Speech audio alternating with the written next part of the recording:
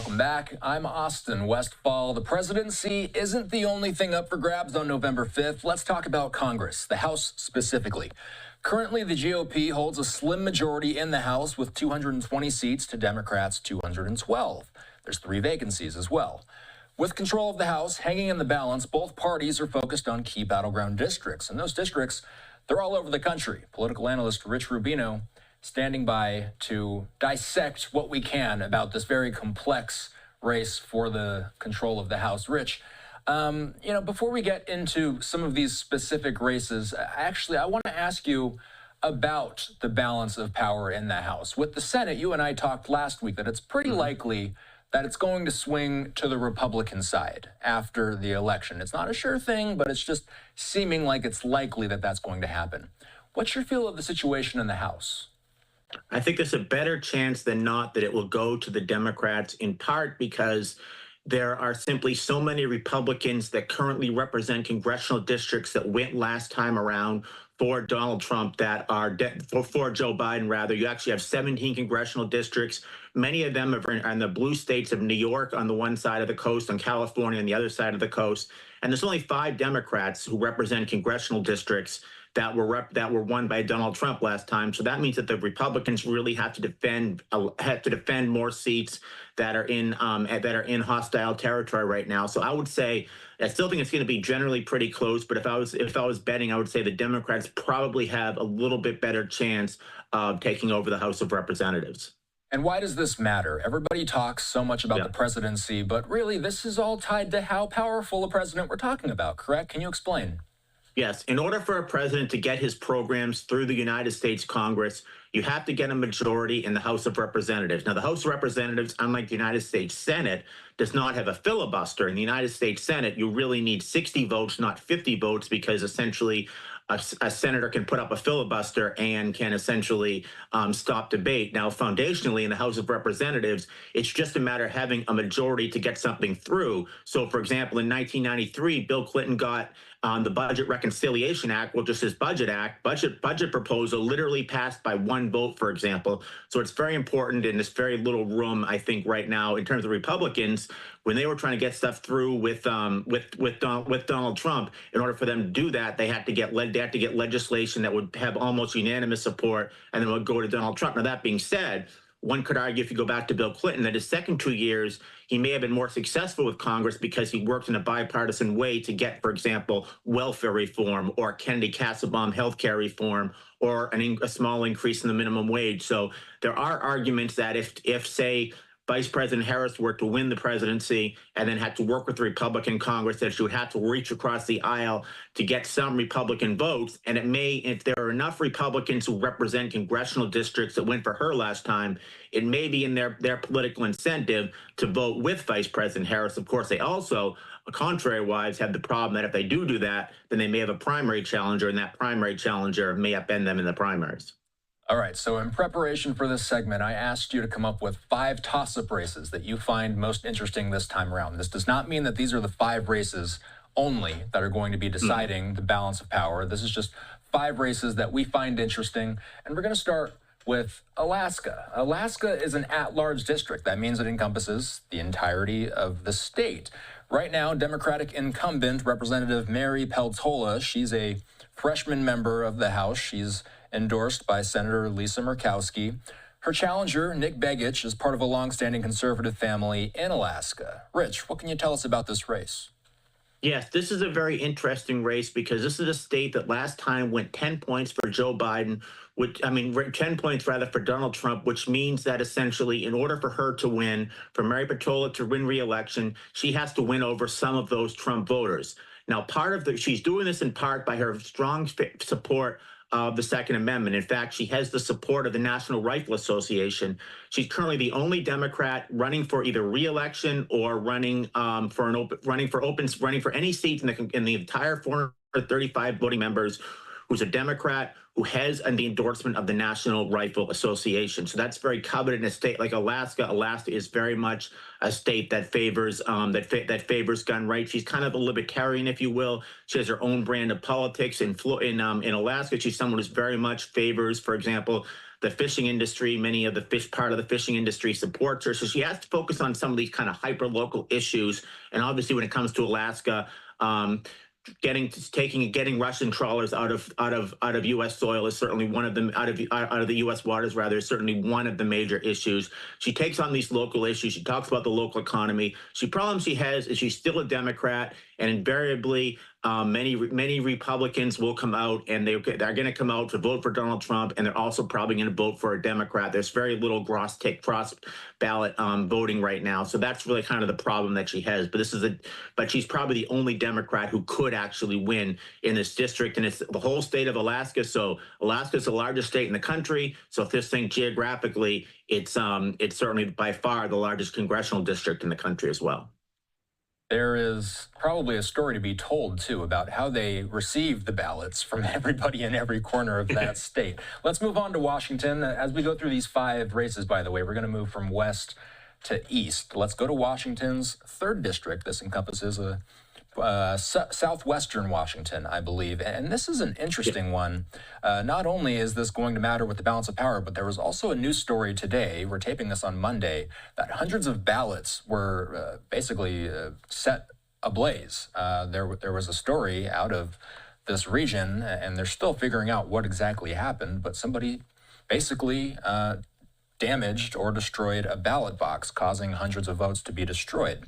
Nonetheless, let's talk about the candidates here. The Democratic incumbent in this race is Representative Marie Gluesenkamp Perez. She is a freshman congresswoman. Her Republican challenger, Joe Kent, is a former Army Special Forces officer. This is a rematch, Rich, correct? Yes, absolutely. And last time around, every election, there's kind of one Cinderella candidate, one candidate who wins, who is not on anybody's radar screen. The Democratic Congressional Campaign Committee, the Republican Congressional Campaign Committee, they don't view this as a serious race. And all of a sudden, the Democrat or the Republican pulls out a victory. That's what happened last time around. Marie Perez is a very interesting candidate. She owns an auto repair shop with her husband in the suburbs of Portland. A very interesting candidate, if you will, probably the biggest upset the last time around. And also, she's somebody who has who's running as kind of a moderate to conservative Democrat. She's one of the chair people of the Blue Dog Coalition. The Blue Dog Coalition is moderate and conservative Democrats. She has a relatively moderate record when it comes to gun rights and other issues like abortion rights. She's relatively liberal. She's one of the very few Democrats, by the way, who has not made an endorsement, just like Mary Patola. She has not made an endorsement in the presidential race. She basically says that she doesn't care who wins. She's going to work with whoever that person is. It's a district that last time went 51% for Donald Trump, 47% for Joe Biden. So there certainly is some breathing room. And part of the reason she won was last time Joe Kent he ran him to the right, and he beat an incumbent, kind of a moderate Washington state type Republican. So he basically ran to the right of him and won. So he was probably a little bit too conservative for that district. So this time around, the question is, all things being equal, how well will she do? How well will she do trying to win the congressional district herself? She's only 36 years old. I think if she does win re-election, she's somebody that potentially could be a successor for Patty Murray. Patty Murray has been in there since 1992, should Patty Murray not run for re-election. Let's keep moving further east. Let's go to the center of the country. Nebraska is where we head next. Yeah. Nebraska's 2nd district, this is Omaha. Representative incumbent Republican Don Bacon, he's a 4-term congressman and Air Force veteran. His challenger, Democrat Tony Vargas, is a state legislator in Omaha. This, Rich, is also a rematch, correct? Yes, it is. And it's interesting because this is a very interesting congressional district.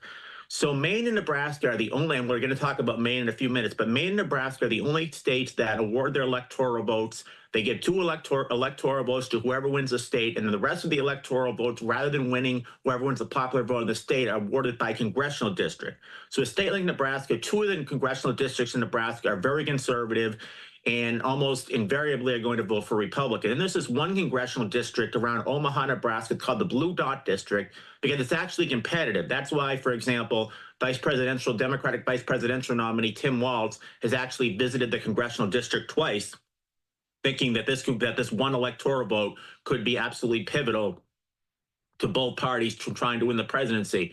Last time around, the congressional district went about 6.6% for the Democratic presidential nominee Joe Biden. So that there is, it's Don Bacon is running for re-election in the district. It's a very hard congressional district for him to win.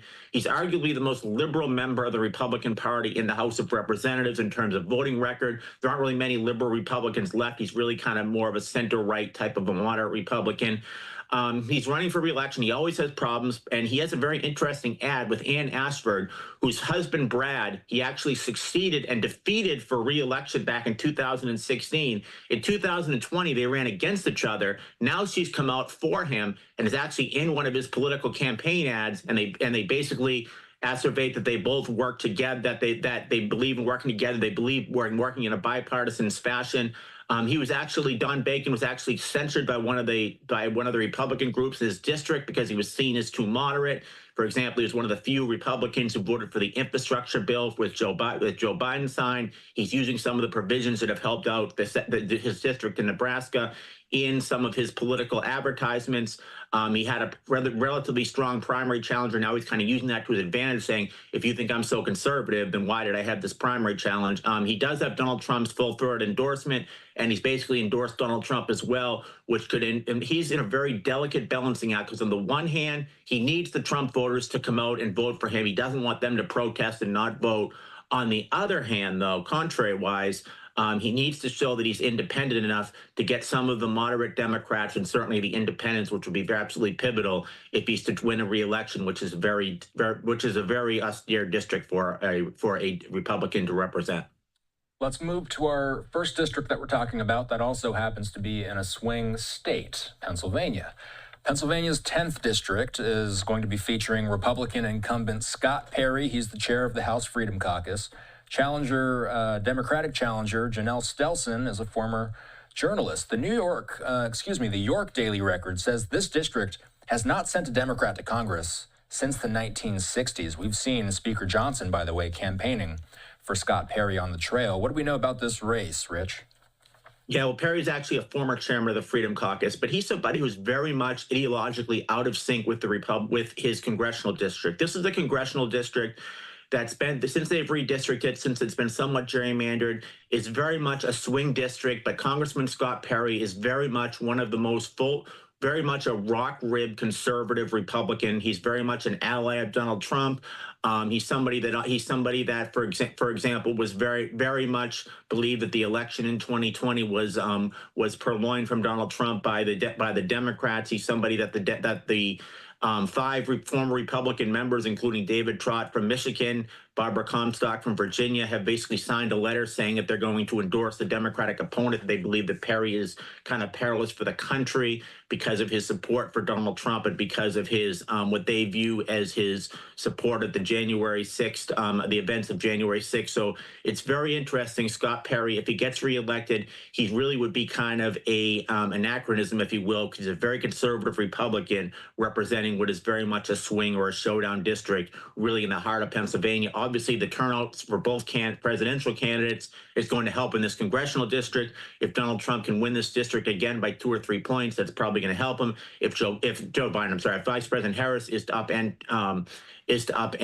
Donald Trump in that congressional district by 3 or 4 points, then it could put his opponent over the line.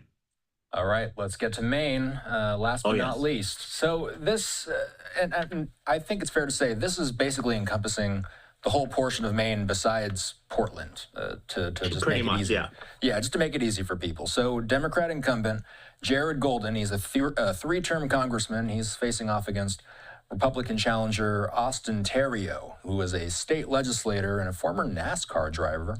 Golden called for Biden to bow out, and he's a moderate Democrat. Rich, what more do we need to know about this race? This is first of all, it's a fascinating congressional district because it's actually east of the Mississippi, the largest congressional district. And as you say, it goes all the way from the bottom, basically the New Hampshire border, Lewiston, Auburn, all the way up to Augusta and Bangor, and then all the way up to Aroostook County, which encompasses essentially Presque Isle, Maine, which is actually the 206th median mark in the country. Fort Kent up there, Caribou, Maine. If you ever see a forecast, it usually shows where the temperatures are. You always look for about 20 degrees below, and it always says Caribou, Maine up there. So it's a congressional district. It's very liberal when you get to the places like Lewiston and Auburn. It gets more moderate as you get to Bangor. Then between Bangor and Presque Isle, it gets very rural and very conservative, very fast. Golden is arguably the most conservative member of the Democratic Party. He basically stars that. He stars the fact that he works for the Blue Dog Coalition.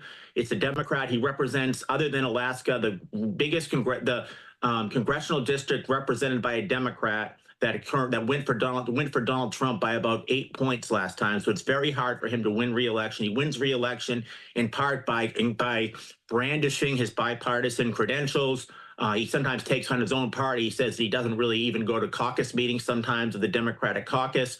He's interestingly though, he used to be one of the few members of the Democratic Party that got endorsements from the NRA, and he was always against the federal ban on semi-automatic rifles. After there was a shooting in his district, he changed his position on that.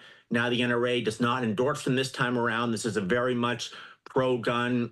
This is a very much wanting to be lenient gun laws in that congressional district. That's something that theoretically could help his opponent. But he's someone who's very likable, and he's somebody who can attract cross-party voters. He's gotten support from police officers in the past, organizations, for example. He really tries to distance himself from the National Party. If he gets reelected, I think he's going to be instrumental. He could be the chairman of the Blue Dog Caucus, and in a very bifurcated United States Congress and a divided Congress, he could be the Joe Manchin of the House of Representatives, the one Democrat, and he's head of the Blue Dog Caucus, and he can really advocate, if you will, for bipartisan solutions and for not towing the party line.